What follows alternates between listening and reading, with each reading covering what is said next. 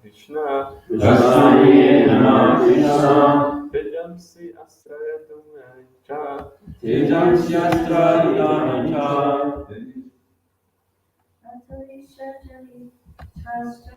Ajoishajali Tvashtam, Rasantam Krishna,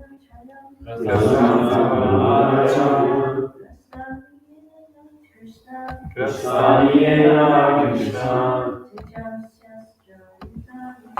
Tejamsi Astrayatam.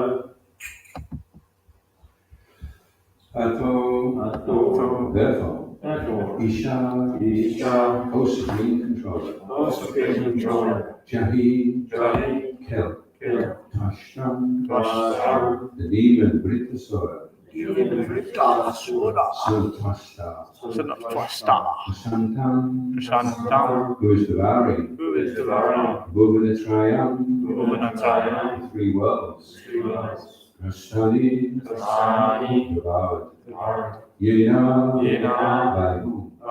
Na, our Krishna, O Lord Krishna, Tejamsi, all strength and prowess, Astra, arrows, Ayudani, the other weapons, Cha, also. Translation, therefore, O Lord, O Supreme Controller, O Lord Krishna, please annihilate this dangerous demon, Vritasura, Tasta's son, who has already swallowed all our weapons, our paraphernalia for fighting, and our strength and influence. Response continues, therefore, O Lord, O Supreme Controller, O Lord Krishna, please annihilate this dangerous demon, Vritasura, Tasta's son, who has already swallowed all our weapons, our paraphernalia for fighting, and our strength and influence. The Lord says in Bhagavad Gita 7:15-16, Amanda Skrutana Buddha, Prabhajanti Dadadama, Maipukudhyana, Asaram Ashrita, Chato Vida Vijante Man, Janaka Sukritino, Shukajina, Atu Vigyasa Atati, Yani Chavartashva. Those Muslims who are grossly foolish, lowest among mankind, whose knowledge is stolen by illusion, and who partake of the atheistic nature of demons, do not surrender to me. O blessed among the Varaks, Arjuna, four kinds of pious men render devotional service unto me: the distressed, the desire of wealth, the inquisitive, and he who is searching for knowledge of the Absolute. The four classes of neophyte devotees who approach the Supreme Personality to offer devotional service because of material motives are not pure devotees. But the advantage of such materialistic devotees is that they sometimes give up their material desires and become pure. Sometimes. When the demigods are utterly helpless, they approach the Supreme Personality of God in grief, with tears in their eyes, praying to the Lord, and thus they become almost pure devotees, free from material desires. Admitting that they have forgotten pure devotional service because of the existence of material opportunities, they fully surrender to the Lord, leaving to his consideration whether to maintain them or annihilate them. Such surrender is necessary, backing no sins, backing no tackle sins. Maharabi Rakabi, Yogi Chetohara. O Lord, I fully surrender unto your lotus feet. Now as you desire, you may protect me or annihilate me. You have the full right to do either. O Ganatana Shaganandina Shalakaya Chaksham Maitandina Tasma Shri Gurave Namaha Shri Chaitanya Mahavastam Stavatam Dina Bhute Swayam Rupa Vidamaya Vidati Swavadantikam Jaya Shri Krishna Chaitanya Prabhu Nityananda Shri Advaita Gadadha Shri Vasadi Bhagavatam Hare Krishna, Krishna Krishna, Hare Hare, Hare Rama, Rama Rama, Hare Hare. Vanchikalpatruyascha, Kripasindhuyascha, So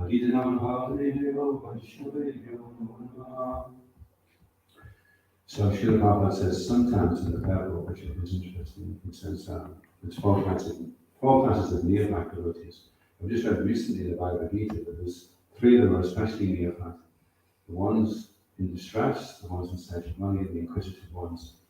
And the fourth one is referred to, Srila Prabhupada refers to, I'm just reading back in his house over there. He refers to the fourth one as a jnani.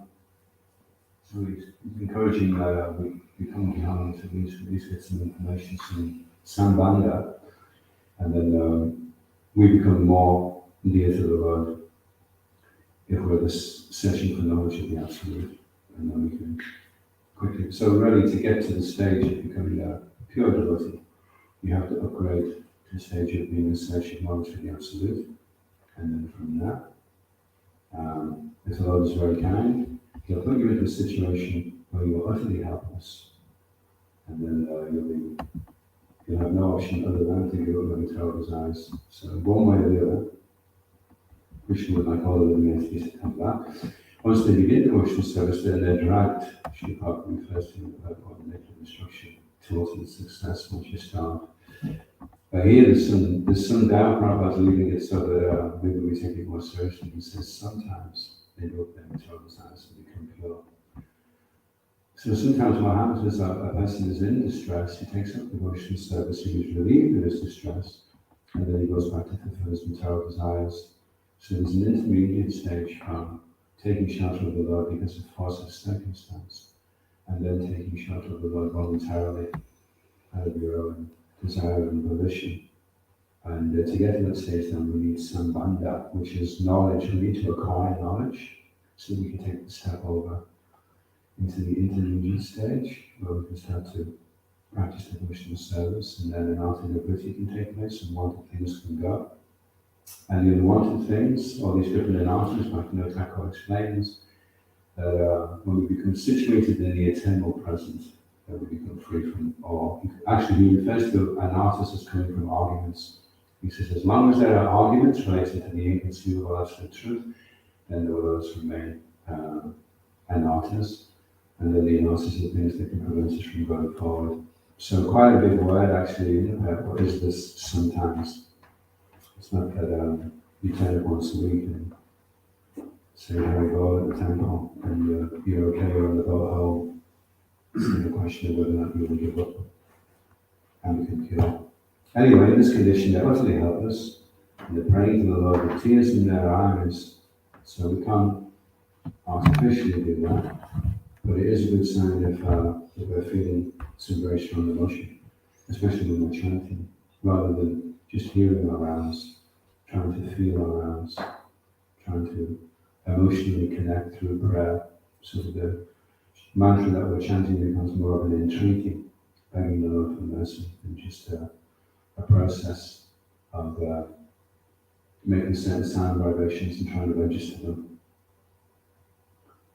So anyway, they're admitting that they have forgotten. So that's another emotion, remorse. They fully surrender to the Lord, leaving it to Him. So that's also interesting as well, that they're giving up their agenda now. Okay, we look at how we've strayed from the path. We're very sorry. Now we're surrendering. Now it's up to you. If you want to annihilate us, then that's fine. If you want to save us, then that's fine. Just like Lord Chaitanya is praying in the very last verse of the Shikshastika, you are free, completely free to do anything and everything that you are. And to live roughly by your own wrist, or maybe broken heart by having present before me. So sometimes it's like that when you're chanting. Sometimes the chanting is very easy, it goes very well. And Krishna steps out of the picture, and then you feel very bereft of Krishna and his shelter. And then this increases the longing for Krishna, this viparanga, this feeling of being separated from Krishna. And then eventually we come to the stage where we're unconditional, and whether you come or whether you don't come, then that's up to you. But I have committed now to chanting these names and chanting them from the heart, and everything else is up to you. Any questions or comments? Yes, Prabhu. Very well, thank you, Prabhu. This idea of anarthas arising from arguments, Yeah, Uh, I didn't say that. No, I'm just joking. uh, if you could maybe explain more, because it seems like the argument, questioning things that would arise from an artist. Yeah, it depends on your question, doesn't it? Uh, Whether it's antagonistic. You could be curious. My dear Prabhu, could you please shed some light on grappling here with perhaps a misconception? Perhaps you could alleviate me of my ignorance. So, in that way, so your question, because there is a very submissive inquiry, Pranipati, Ashina, and you had the Pranipati, not Pranipati, the Savior, Shilapali, Krishna explains in Bhagavad Gita that you have to approach those that have seen the truth and inquire from them. But submissively, you can say that. Like with Narada Muni and Dhruva Maharaj, Narada Muni was testing it. He said, well, maybe you should just go home. 5 years old, and come back 20 years from sleeping completely. And Dhruva Maharaj said very politely, he says, thank you very much. I really appreciate the feedback. I'm going off now to do austerities. And they came here. So, thanks. And then so then Narada Muni gives him, I'm the more Bhagavtam, that's the day. So yes, it is an inquiry.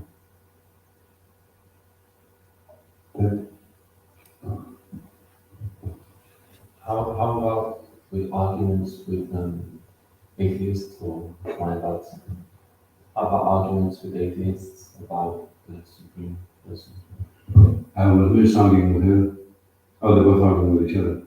So they've come into a philosophical confrontation. Well, I've just been reading actually Lord Chaitanya, he's having a debate with Prakashananda, the head of the Buddhists. And so he goes over to the place where they bathe their feet and he goes to sit down there. And he says, why are you sitting over there? He goes, well, you're more elevated down in the Bhagavata cycle there. So I'm not as elevated as you. And he's glowing with the effulgence of 10 million suns, so that they can be careful with this one. So we're bringing them very nicely. And Prabhupada refers to that as a yata sukriti, and only they're acquiring merit so that they can become. Because the ability to assimilate information is based upon your sukriti. If your level of piety is not so high, and your ability to process the information will be compromised and be hampered by that. So sometimes some sukriti, some pious merits, some service, and that renders you eligible with an inquiry and an understanding about the absolute truth. So Lord Chaitanya showed the example, and Srila Prabhupada says in the paper that Lord Chaitanya wasn't confrontational, and he melted the hearts of the Buddhists, and then they were receptive. And then he said, well, if you would like me to speak about Vedanta, I will. And he explains what Sankaracharya's mission was, and how the philosophy had been twisted into the indirect meaning, and how the statements in the Shastra should be accepted directly. And then they said, well, to tell you the truth, it was getting a bit dry. We were, but we were just trying to push on with it. So you would have to be able to give them the room to be able to respond compassionately without feeling attacked. You see, if the person feels attacked and he goes into defense mode, and then the transmission doesn't take place. It becomes a tragic expression of unmet needs. But if there's compassion there and the person feels you have his best interest at heart and trying to defend himself, then you can resonate with what you're saying. When he sees that you understand him, and Lord Chaitanya showed, he understood their philosophy better than they did, and then showed how it was simply. And that's generally the way with an argument with somebody. You can show the person that you know his side of things, at least as well as he does, and he's more inclined to listen. Just like one time, somebody rang up the doctor who was watching the football match, and he said, my daughter's just vomited, my brother's come up, and he said, give her the red tablets and just put the phone down, you know. So he was kind of just giving her the tablets, and then he thought, since she's working, maybe I should also tell him that she's got shaking in her body, the temperature's gone very high, and she didn't sleep at all last night. So then he rang up again and gave all the information to the doctor, and he says, oh my God, don't give her the red tablets, give her the blue tablets. So the diagnosis, you can only have faith in the diagnosis if the person diagnosing, if you feel the person diagnosing is fully aware of all the facts. Otherwise, it's like, maybe you're just arbitrarily dealing with me. Do you really understand all the factors involved? Do you understand my perspective? So it's quite an art, actually, I think. Generally as well, because of the false ego, people don't like to be defeated in the confrontation. So that, there's four imperfections, actually. And the last imperfection is where the rascal results, which is a tendency to cheat. And there's a nice book by the Adhoksaja, it's called Cosmology on Trial. So, already we can't see things so well. We're trying to look through a telescope and see what's going on. We're saying it's 70 billion light years away or something. We're trying to conjecture all these different things. Anyway, eventually, when all the other things become obvious, the very practice and tend to make mistakes subject to illusion, then the very last result is, okay, let's just switch the facts. And there's a technical name for it. So when something is put out into a journal, then they find out that the facts are incorrect and it has to be retracted. And the amount of times that that's happening now is really, really increasing. People are more interested in just keeping their status quo than having the actual facts revealed. They've already got some doctrine, got some letters after their name, sold 500,000 books. So now they don't want to backtrack, so they prefer to just change the facts. So in that sense, then maybe sometimes it's not going to be possible. It's too optimistic to think that you can soundly defeat the person. He will then surrender and completely change his approach to life. It's more likely that you'll have to go the melting in the heart road, where you show the person that the only reason you did what you did was all your line of argument is only in consideration of helping you to understand the facts. And that may be a slow process, actually.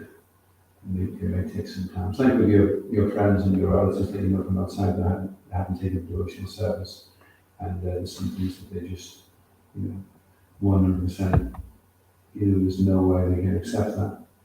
So then you just maintain a friendly relationship with them, and then over a period of time, it gives them a chance to assimilate the information and acquire the security from all the prashadam you've been given them to be able to process the information. Another thing to take into account as well is that when you read one of Srila Prabhupada's books and read the four Vedic principles and chant Hare Krishna 16 hours a day and think, that's fine, I'll try that.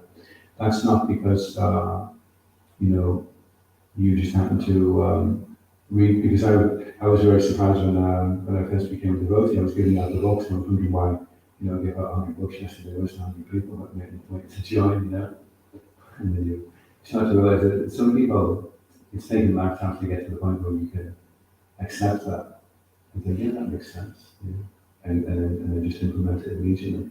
And somebody else is kind of maybe taking them by many lifetimes to come to that point. So you have to be very patient with people because we don't know where they are on the path. But Rupa Goswami does explain that if you take up devotional service very enthusiastically and have a strong attraction for reading literature about Krishna consciousness, and indicate you practice in the previous time.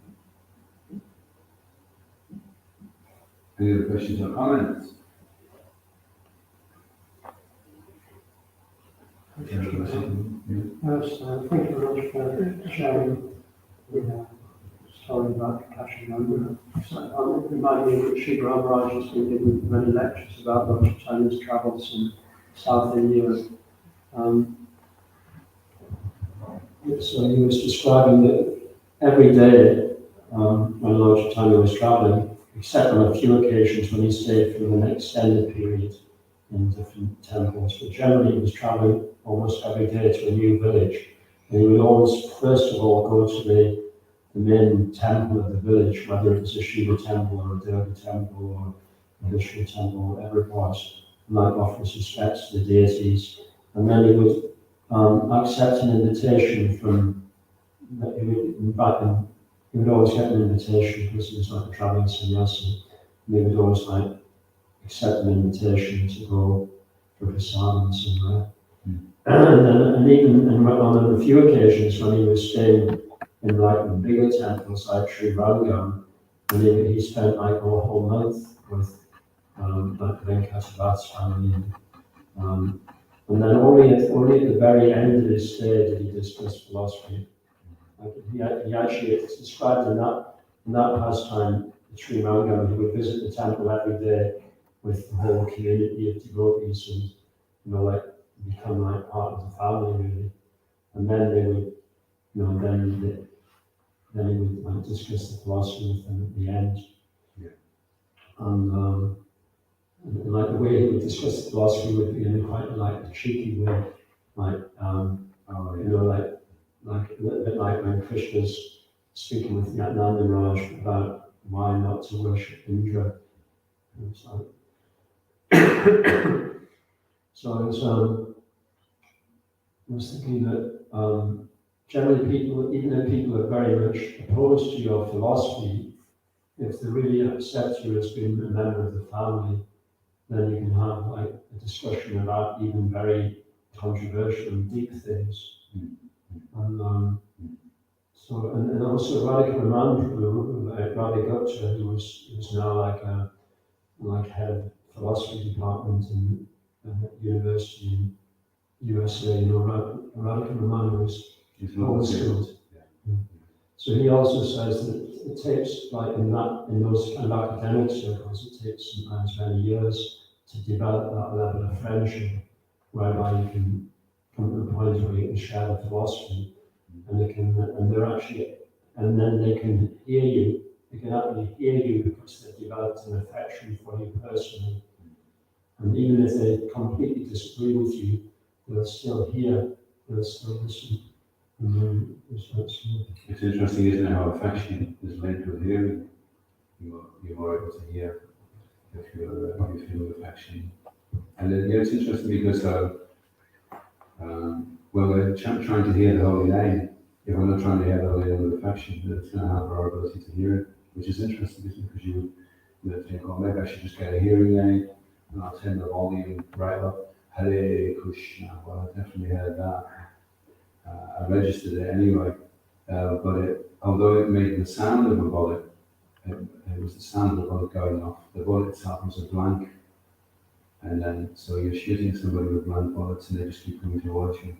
So this one is not keeping matter away; she's just coming in. So hearing the holy name means it has to go into the heart, and then certain emotions should naturally arise, such as feeling remorse. Humility, dependence, and then the holy name can really. That's when we start to gain darshan of the holy name, because our ability to hear on an emotional level is something which generally takes a little while to warm up to when you first start chanting, and then you start to get more into the mood, and you start to be able to actually hear the holy name. And sometimes you can chant your rounds, and you feel like I think I need to chant some more actually, because I'm quite connected just yet on a deeper level. So yeah, that dynamic of being in an emotional state where one is able, and it's referred to as compassionate communication. Obviously, if you go to a doctor for heart surgery and the doctor just throws you on your back, rips off your kettle, and whips out a Russian headlight and says, "No, just calm down, this shouldn't take too long," and you're not going to be keen on it, really, to think about it. Whereas if the doctor's very cool and nice to have him, Mr. Jenkins, just relax, silently, using my qualifications, and we're going to do something now. And then he's got the scalpel, it's so sharp, and because he's probably used a bit of anesthetic as well. So in order for the operation to take place, the person has to be able to feel confident. Otherwise, the operation will be very, very messy indeed. Can't hold them down at the same time. So it's interesting that Jiva Goswami refers to this. Actually, it's a very heavy responsibility we have. He explains that when a person pierces your body with a lance, then that hurts you physically. But when a person pierces your heart with his words, then that can have a much more devastating effect on the person. So what we speak and with the intention with which we speak are very, very crucial factors. And the whole idea, hopefully, is that you're speaking these things to help the person. If you're not, then we go into a different category of Bhagavad, and suddenly we go down the dark road there. But if our intention is that we want to help the person and convey our concern and our deep desire to see the person really benefit and excel in his Krishna consciousness, then that concern is conveyed. At the same time, although there is maybe an observation or some feedback, it's accompanied with the emotion that there's the one whose heart is completely devoid of the propensity to criticize others. But if it's not, if the person's just been waiting, harboring some agenda, and now he has an opportunity to attack the person, then obviously it won't be, in fact, it won't fulfill the person's needs who's approached him in an antagonistic way either, because his needs are to compassionately connect with the person and feel with the person. They say the worst thing is to be known without support, to feel that you're being observed and diagnosed, and at the same time not being supported. He says the worst type of feedback that you can give a person. So the foundation of successful feedback is this affectionate relationship that's established. And if at any moment during the course of the dialogue, when we feel that we're disconnected from that, then it's pretty much guaranteed we're not going to fulfill our needs, and we're not going to fulfill the needs of the person who's giving the feedback to. So don't have to be really careful. Jiva Goswami is saying it's worse than piercing with the lance, which is interesting, isn't it? You see some devotees having an argument, and it's practically just, they have this jousting, and they used to have these tournaments, didn't they? They would race against each other with jousting lances. So this is more dangerous than that. Any other questions or comments? So back to the verse anyway. Krishna, an Agni dangerous demon who has already swallowed, which is interesting, isn't it? Swallowed our weapons, our paraphernalia, and our strength and influence. So it's obviously quite powerful. Can you imagine pulling a machine gun out on someone and starting to try and shoot them because you feel threatened by them, and the person just opens his mouth and starts swallowing the bullets. You realize, okay, this guy's formidable. So paraphernalia for fighting, which could be chariots and other things, and our strength and influence. So they're put into a very difficult situation, and so these prayers are in the Bhagavatam, so that we can maybe be a little bit proactive ourselves, that rather than being forced into a situation of utter helplessness, we can decide to adopt feeling utter helpless already and say, okay, we're going to chant the holy name, feeling utterly helpless and dependent, rather than waiting until circumstances force me into feeling like that. In fact, it refers to, in light of Bhagavad, as Srila Prabhupada wrote, it refers to the clouds, the rain clouds finally come. But the rain clouds only come when the people are on the verge of death. And then Srila Prabhupada, he makes the point that it's probably better not to wait till that time. It'd be better if you just thought, okay, things are getting bad. I think I'm just going to really become dependent now. So that would be intelligent, proactive humility rather than reactive humility. The problem with reactive humility as well is when the circumstances change, then you might say, okay, well, don't be hungry anymore now. There's rain coming now. Forget the prayers, we're fine now. Just collect all the water and we'll be A-okay. Which is a little bit what's happening now. Actually, technology, people always explaining, technology destroyed theism. Because people started thinking, well, we don't really need this. there's pets living cows. We're fine, we've got our machines, we can get on and see how quickly it's all gone downhill to the point where, well, we did this book called Divine Nature, and then it was a species every week. It was a species every week. It was a forest the size of Wales every day in the Amazon. And that was then, that was a while ago, that was a book put together by Brenda Marsh. I remember passing that book out in Glasgow, Divine Nature. Probably go down the road now. And apparently, he asked his wife, is putting the book together, directly connected to cruelty to cows and how it's destroying the planet. It's got some really powerful, which would be great to give out to, people may have a sentiment that they want to help, but this really clearly shows that the real way to help is to protect the cow, not to make it become, redundant. Try and see how this works, try and work with nature, see what nature's providing for us and try and go with that, Try and comply with nature, rather than trying to reinvent the wheel, We don't have to reinvent the wheel. The chapati is round, and you can't roll out I probably could actually, a triangular chapati. But everything we've got is perfect. The cartel is perfect, the Madonna is perfect, the Holy Name is perfect. Protecting cows is perfect. Taking dairy products to increase the tissue in the brain is perfect. Using ghee for sacrifices, it's all been given to us, all the power plants been given to us. And the Sambandha has been given to us so that we can implement the Abhidheya. And also the Prayojana has been explained. Well, this is what the end result is. You lead a peaceful, long life. You do good to others. You have loving and meaningful relationships with your fellow man and your fellow animals, your fellow environment. And then you relinquish your mortal form and you go back to where you originally belonged in the spiritual world. That's all perfect. That's the program. That's the Prayojana.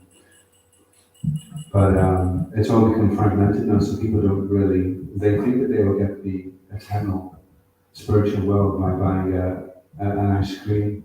I'm just about to think, wow, I'm going to get that ice cream, it's going to be so good. Because the poster says, a old being on a desert island somewhere with a beautiful blue sky, wants to get that ice cream, or that car, or whatever it is, But they do have their intention, their inclination, their intuition to want that. Srila Prabhupada says it's lamentable that people they have a desire to read about amazing things that broaden their horizons, and instead of Hare Krishna, it becomes Harry Potter, which is a real shame, because if you look at Harry Potter and Hare Krishna, it's like a real downgrade, isn't it? And who's got Harry Potter knocking at universes and most of the dancers. They want some Harry things, so let's go Harry Potter. Always Harry something. Mostly it's not Harry Krishna. I mean, maybe it's a step in the right direction, because it's the same Harry. Yes, that was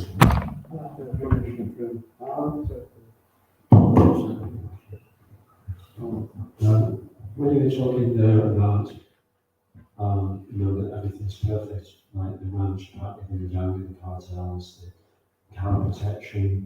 So that should apply, in many places in Sri Prabhupada's books and lectures, he also stated this point very strongly. For example, in one purport, when he's talking about the opulence of Dwarka, like all of the beautiful lakes and swans, and then he says, in the purport, he says, perfection of human civilization is achieved by utilizing nature's gifts in their own way. So, and so therefore, we could understand from that the only thing that's lacking is knowledge of how to use nature's gifts in their own way. But part of nature's gifts is also our intelligence, and it's also our lifestyle. Right? And so I know I've heard you discuss on many occasions about how we can create good habits in our life, and it takes some people say it takes approximately 30 days to create a good habit. Yeah. So and when Sri Prabhupada was like encouraging devotees to establish farming communities, then they were, they were really roughing it, like to begin with, like New Vrindavan, and also when New Rajadhan was established in Hungary, like the first 6 months, devotees were like living outside in huts in the winter, and so it would seem that they actually did develop like really good habits in the sense that they became able to like embrace that austerity and thrive with it as well. Actually thrive with it. So, but unless you've got a big enough group of people willing to do that all at once, then if you're in a community where there's lots of devotees on different levels of understanding and surrender, and you may like be saying, well, that was okay then because there was lots of like really enthusiastic brahmacharis who were all willing to like rough it for 30 days, and then after 30 days maybe they like thought, wow, this is great, I feel much happier and healthier now. So why can't we do that now?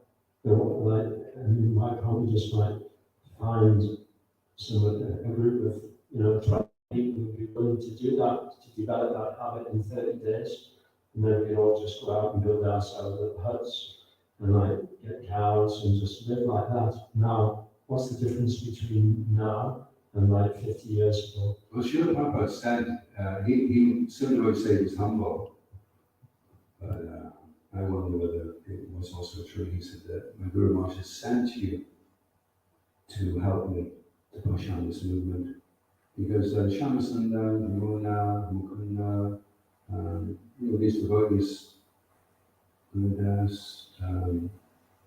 Mukunda Maharaj now, they weren't ordinary. They thought they were ordinary, and then it turned out they weren't ordinary. And so now we've got Bhakti Maharaj as so rare, and now we see there's a special category of Prabhupada disciple that have a certain potency. And so devotees are worried now what will happen as Kali Yuga progresses and we lose the association of these great Mahajans that were able to just take on formidable austerity. Then after also year in the fall, sometimes I remember it being explained to me that once you've done something, you've got to keep doing it again and again.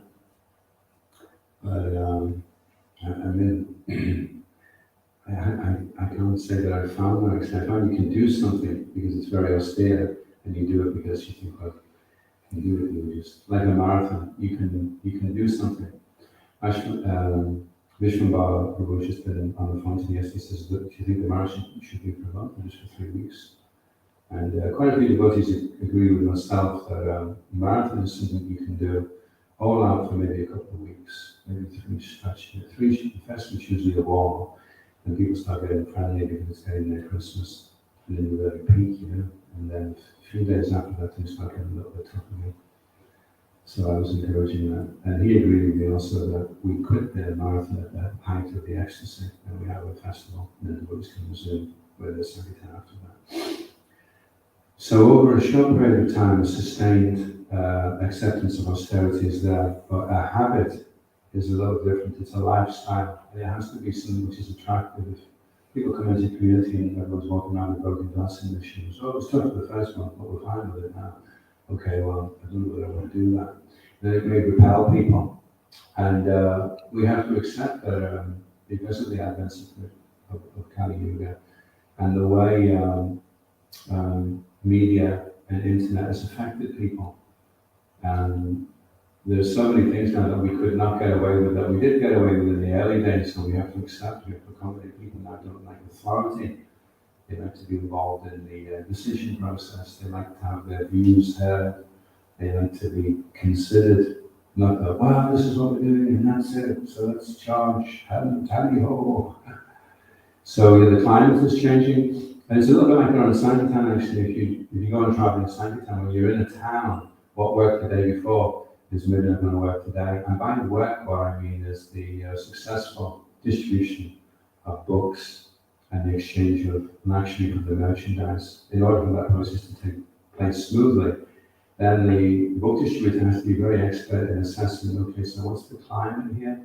where are people at? These ones seem really hoity-toity, and you have to be innocent. And these ones, they seem to like a good laugh. If you make it a bit funny for them, they look down and they go along with it. Which is quite often what they say in Glasgow. They say, I don't really agree with it, but I'm really quick for your spiel. The spiel is like, when you say something, and they like it, they think it's funny, so they will help. So that's how the transaction takes place in that case. And so the whole movement, if you look at ISKCON, what is it? It's thousands and thousands of Sankirtan devotees, all out, all preaching, not just by giving out books, but by looking after the deities. And we're continually having to reevaluate. I mean, I think that's what's so amazing about Vaishesha Prabhu, is when I joined, you got dropped in at the deep end of the book bag, and you were shown how to do it once, and Harry will see you in 8 hours. So the way Vaishesha does it is, he doesn't allow them to do it in the first few times. They come to the Sankirtan spot, they see other book distributors, they see them relishing it and enjoying it, and they're thinking, then he says, okay, maybe after 10, okay, 5 minutes, that's it. After 5 minutes, no, I'm getting, no, get the boat back off, 5 minutes. Next time, 10 minutes, no, I've done 3 books, no, 10 minutes, then 20, then an hour, then 2 hours, and then, okay, how you feeling? And he says there has to be an environment where they feel safe. I mean, the amount of times we were out in Glasgow and you'd hear, a soda! Which was basically the same piece of comedy. Everyone grabs and looks at the back and puts them down the socks. And then you go running, and suddenly this big shadow comes over you like Darth Vader. What are you doing here? I'm just passing that box. So it was like that then, but now, generally people, they want to be in a situation where they feel safe. And it is, I mean, all those generations of them, if you're listening, Haribol, actually it's Chaitanya, and Chaitanya, Haribol, if you're there, in India. Because he would do the puja in the morning, and then he would go out and he would do like twice as much as anybody else, and he was working so hard. He was doing phenomenal actually, and he just cultivated the whole of Uganda Street. He had all different people doing different things for him. Then he got to know who all the plainclothes were, plainclothes police, made friends with them, and he had some. They would come up and just frog march the guy off that was hassling Chaitanya when he was doing books. And he was so empowered. I remember watching him once in Aberdeen. I was having to help him get the books because he was short, and the books were stacked so high in Aberdeen he couldn't reach the top of the book. We were giving out 5 titles. Wherever anyone gave me about 5 titles. He did 1,400 books, finished at 6 o'clock in the evening as well. And I was watching it, and it was like watching Spider-Man. Because Spider-Man can go like that, and then he can go like that, and he just that's how he travels along. Well, it wasn't that he had to stand and wait for someone to stop. And the way it works on the street, which is amazing actually, if people are walking up the street and they see the person in front of them taking a book and giving the donation, they just think, oh, is that what we're doing? Everyone takes it. Oh, okay. So he was able to do that. And so the guy is seeing, well, he's just taking a book, and no one's got a book, and no one's got, okay, so I guess everyone's, I don't give a book, he's only got the donation. Okay, and then the other one is got the £2 value, and he's taking it, and then Chaitanya just feels like, I was thinking, there's no gap here, there's no interruption, it's just one after the other. 1,400 bucks, and how many books is that now? 200 bucks an hour, including an hour for lunch, right? That's phenomenal. So that's what you can do when you're empowered. And he did it in such a way that he didn't get any complaints. Nobody felt like they were being pressured into anything. It was just, I'll help for that. Oh, I get these books for free. Cool, thank you very much. So that worked then. But the next day, you may have gone back to the same spot, and it may not have worked, and you have to just readjust. Okay, the roads have changed a little bit. They were laughing at that yesterday, they're not laughing at that today. You know, I remember you know, on Saturday sometimes you can say something and people think it's rather funny. You can go out the next day and maybe you have a chance to 6 big rounds and everyone start to get insulted about it. Read this book, it could save your marriage, you know. So people think that's really funny, but then they say, what's wrong with marriage? My marriage is fine, what are you going to say? You know? And I remember sometimes I chanted 64 rounds when on Sankirtan, and everybody was laughing at anything I said. It was just, they were just finding the whole thing hilarious, you know. And if you can get people to laugh on Sankirtan, then there's a good chance they'll help them. A little bit like creating affection, really, is if people don't feel threatened by you and they're a little bit entertained by you, then they're much more inclined to want to listen to you as well. Okay, I'll finish there. Let's go over the key. Yeah. Golden.